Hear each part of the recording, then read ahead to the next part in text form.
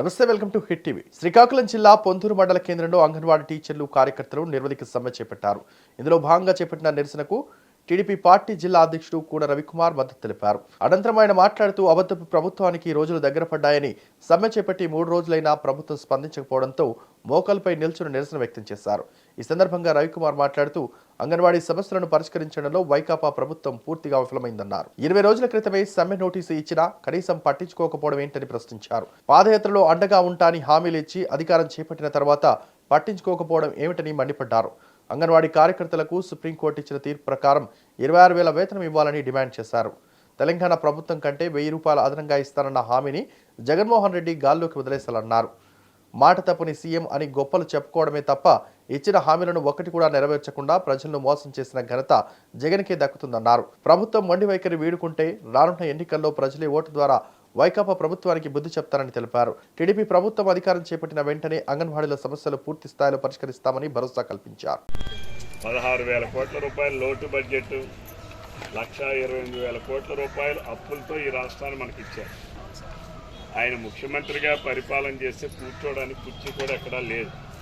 ఆయన ముఖ్యమంత్రి అయిన నాటికి ఆంధ్రప్రదేశ్ రాష్ట్రంలో కూర్చోవడానికి కుర్చీ లేదు. మీకైనా అంగన్వాడీ వర్కర్ కానీ అపాయింట్ అయితే కూర్చోవడానికి ఒక అంగన్వాడీ కేంద్రం ఉంది.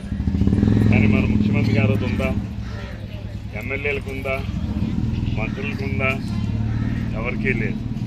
అటువంటి సందర్భంలో కూడా మీకే కాదు, అవుట్ సోర్సింగ్ వాళ్ళకు కూడా 6,000 ఉన్నటువంటిది 14,000 చేసింది అవుట్ సోర్సింగ్ ఉద్యోగం.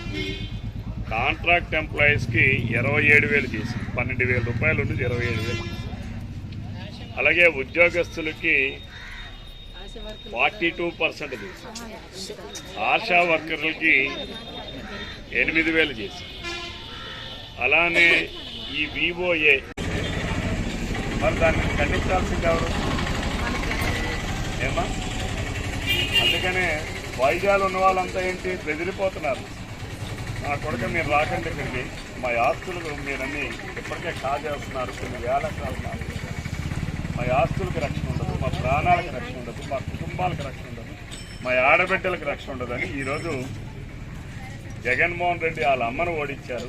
జగన్మోహన్ రెడ్డి మనం ఇచ్చేస్తే ఒక్క సీట్ కూడా ఇవ్వలేదు. అక్కడ ఎమ్మెల్సీ కూడా ఓడించారు. వీటన్నిటికీ కారణం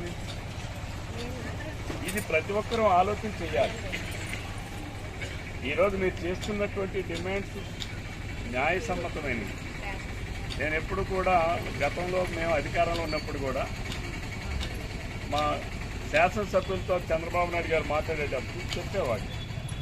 ఎందుకు నేను కూడా మండల ఎంపీడీసీ సభ్యుడిగా గెలిచి ఎమ్మెల్యేగా అయినటువంటి వాడిని. నాకు కింది స్థాయిలో ఏం జరుగుతుందో నాకు కాస్త అవగాహన ఉంది. అంగన్వాడీ సెంటర్ అంటే ఏంటి, అంగన్వాడీ కేంద్రాలు ఏ కార్యకలాపాలు ఉంటాయి, అంగన్వాడీ వర్కర్లు ఏ రకంగా ఉంటారు, వాళ్ళ స్థితిగతులు ఏంటి, వాళ్ళ ఆర్థిక స్థితిగతులు ఏంటి, లేదా ఆయాల తాలూకు స్థితిగతులు ఏంటి, ఎలా ఉన్నాయి, ఇవన్నీ కూడా పూర్తి అవగాహన ఉంటుంది. ప్రభుత్వంలో ఉండేటప్పుడు మేము మాట్లాడాలి. ఈరోజు మాట్లాడడానికి ఎవరైనా ఉన్నాడా? ఎవరు ఉన్నారు?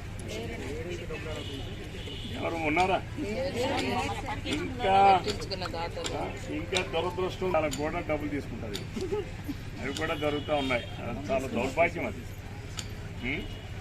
అమ్మా ఉన్నారా లేదా? ఈ వీడియో కనుక నచ్చినట్లయితే please like and share and subscribe.